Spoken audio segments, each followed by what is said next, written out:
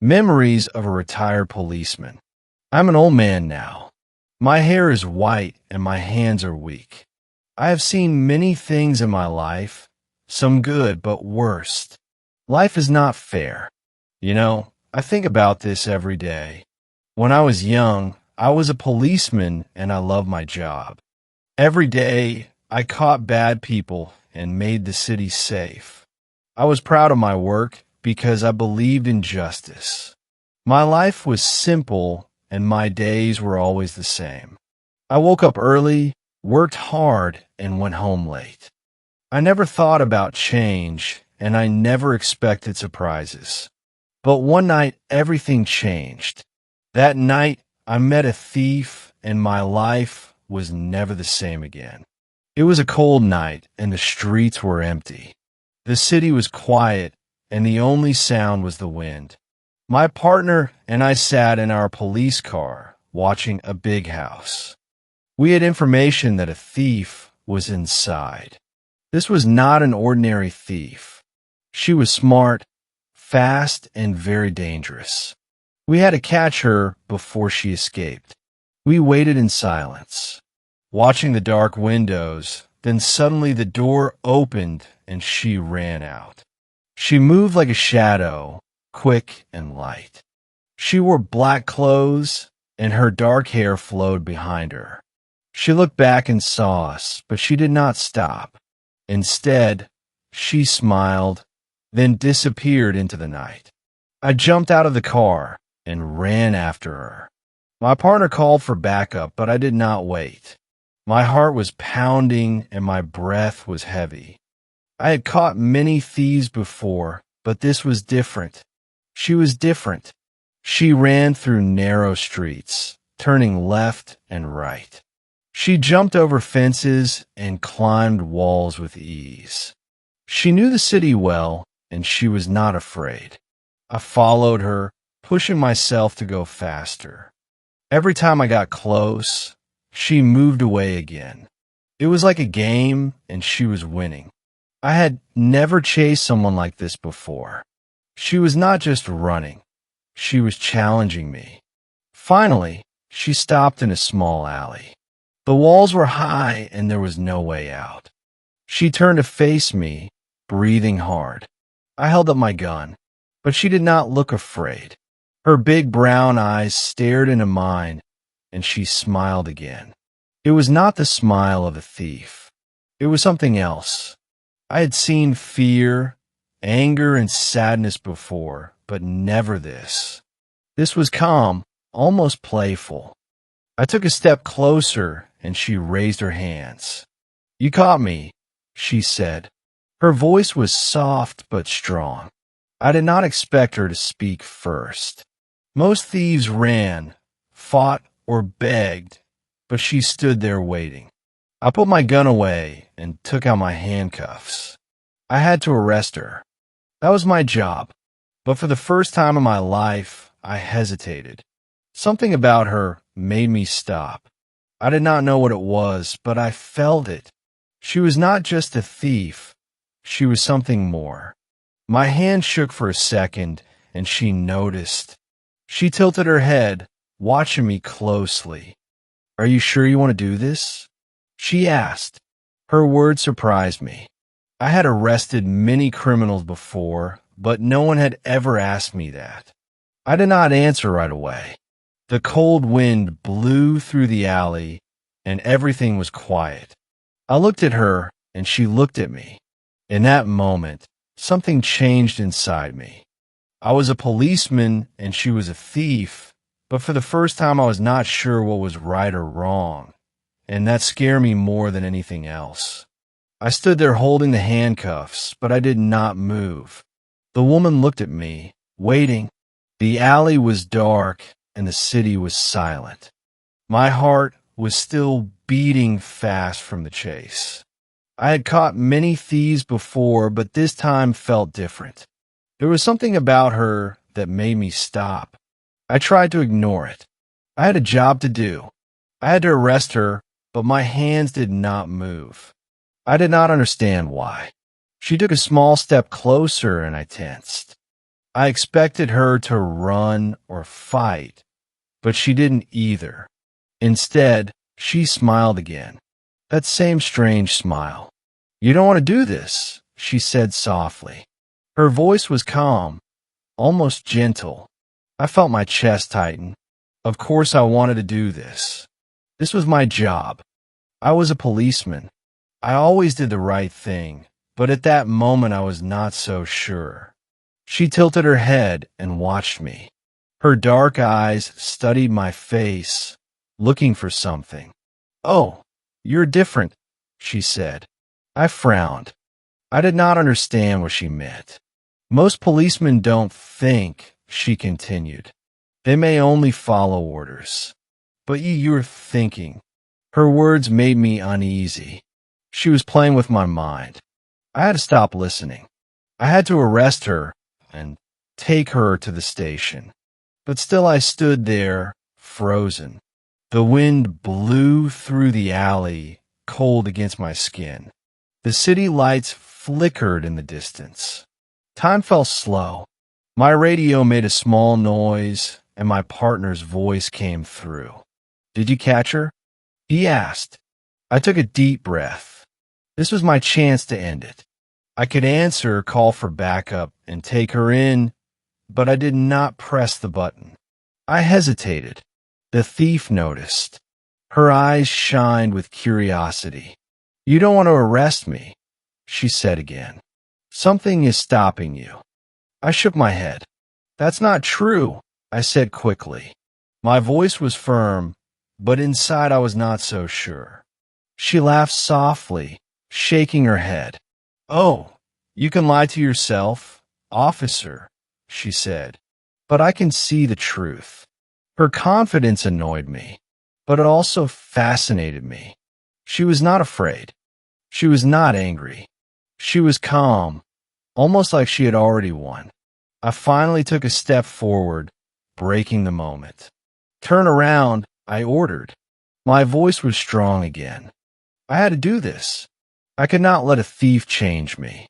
But as she turned, she spoke again. "Do you know why I steal?" she asked.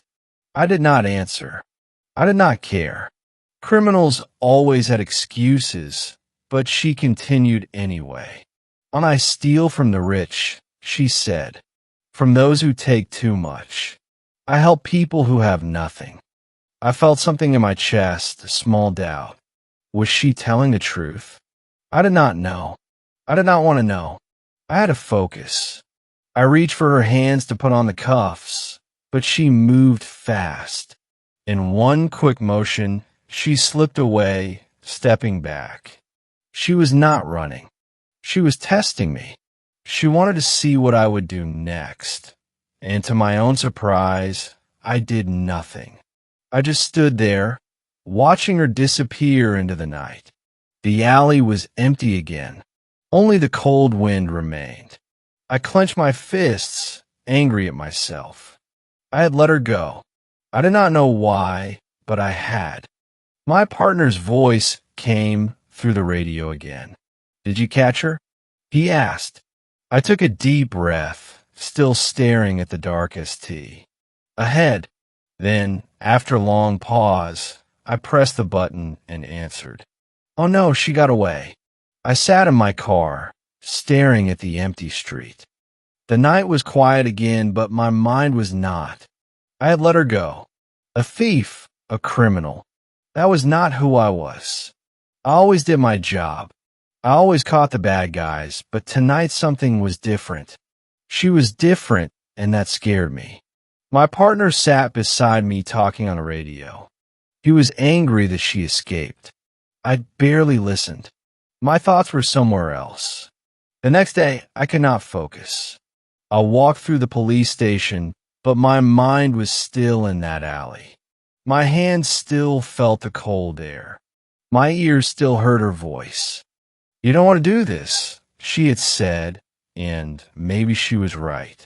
But why? Why had I stopped? Why had I let her go? I told myself it was a mistake, but deep inside I knew it was not. It was a choice, and I did not understand. I sat at my desk looking at the reports. My partner walked in and dropped a file in front of me. "Her name is Sarah," he said. I looked at the file. A photo of her stared back at me. Same dark hair, same brown eyes. She was wanted in 3 cities: theft, breaking into rich houses, stealing from banks. But she had never hurt anyone. No violence, no weapons, only stealing. I closed the file, but her face stayed in my mind. Days passed, but I could not forget her. Every night, I walked through the city, hoping to see her again. It was wrong. I knew that she was a criminal. I was a policeman. We were not the same. But something inside me needed to understand her, needed to know why she smiled when I caught her, needed to hear her voice again. I told myself it was for my job to catch her, but deep down I knew that was a lie. Then one evening I saw her. She was walking through a busy street, her hands in her pockets, her steps light and quick. She looked like she belonged there, like a normal person. Not a thief, not a criminal, just a woman. For a moment, I hesitated. Should I arrest her? Should I call for backup? My hand went to my radio, but I did not press the button. Instead, I started walking, following her. She turned into a small cafe. I waited outside, watching through the window. She sat at a table, drinking coffee, looking out at the street. She did not seem worried. She was not hiding. She was just living. I took a deep breath and made a decision. I walked inside. The bell above the door rang softly. She looked up, and our eyes met. For a second, neither of us moved. Then she smiled, the same calm, knowing smile. "Officer," she said, tilting her head. I didn't think we would meet again so soon. Her voice was soft, almost playful. I sat down across from her, not taking my eyes off her. "Why did you let me go?" I asked. I needed to hear her answer. I needed to understand. She leaned back, taking a sip of her coffee. "I didn't run," she said. "And you had a choice, and you chose to let me go." Her words made my chest tighten, because deep inside I knew she was right. I did not know what I was doing. This was dangerous. I should have arrested her right there. I should have ended it. But instead I stayed. I sat across from her, listening, watching.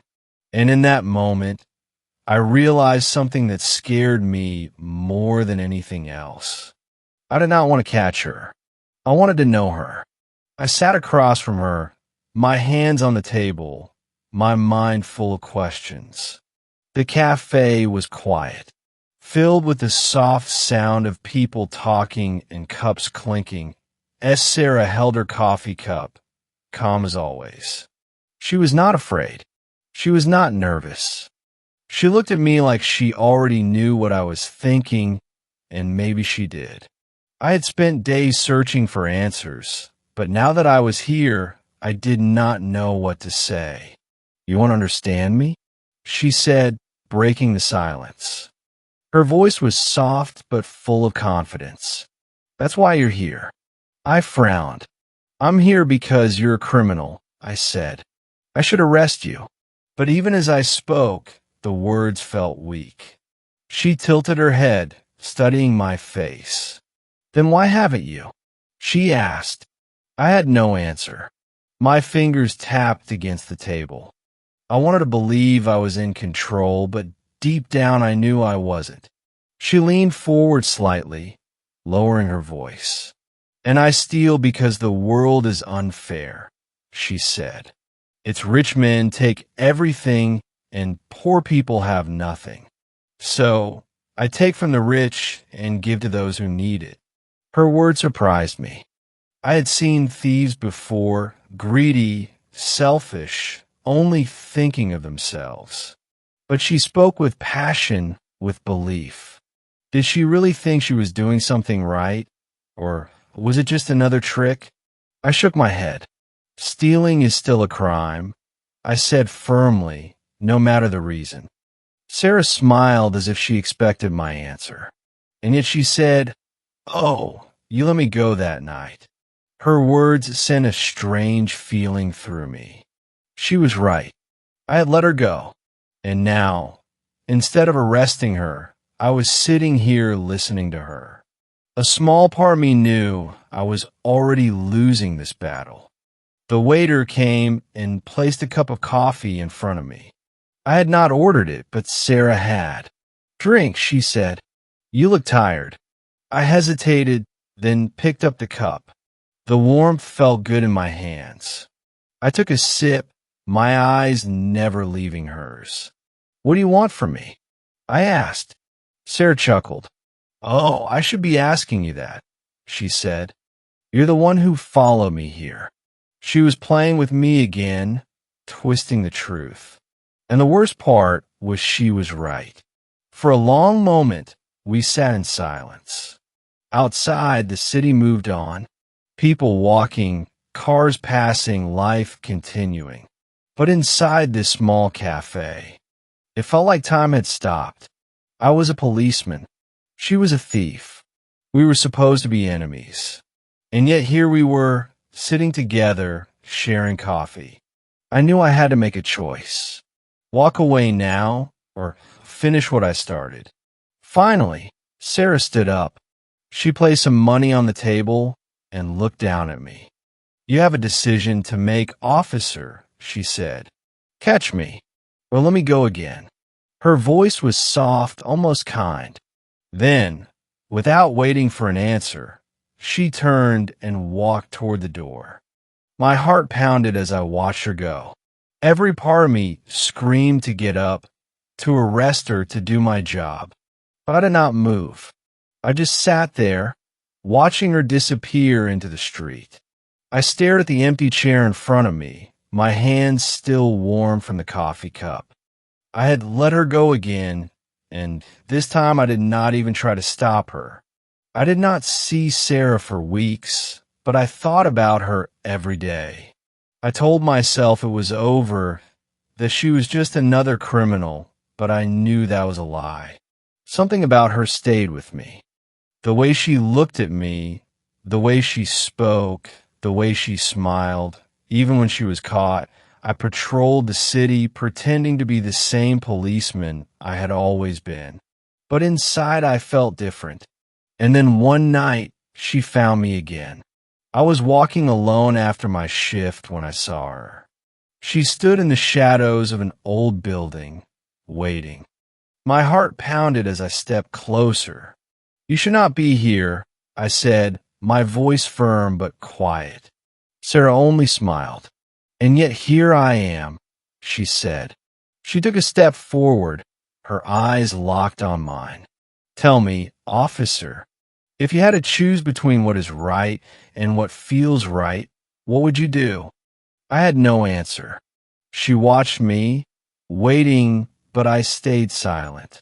The air between us felt heavy, full of words we did not say. I should have arrested her. I should have called for backup, but I did nothing. "Come with me," she said softly. My chest tightened. "You want me to leave everything?" I asked. Sarah nodded. "Oh, you don't belong in that world anymore," she said. "You already know that." Her words scared me because deep down I knew they were true. I looked back at the street, at the life I had always known. Then I looked at her, standing there, waiting. A thief, a criminal, but also something more. Someone who had changed me. My hands trembled as I made my choice. I stepped forward, Sarah smiled, and, just like that, the policeman I had always been was gone. I was no longer chasing her. I was walking beside her. I hope this session was helpful. Please like and subscribe to our channel for more English stories. Take care, everyone.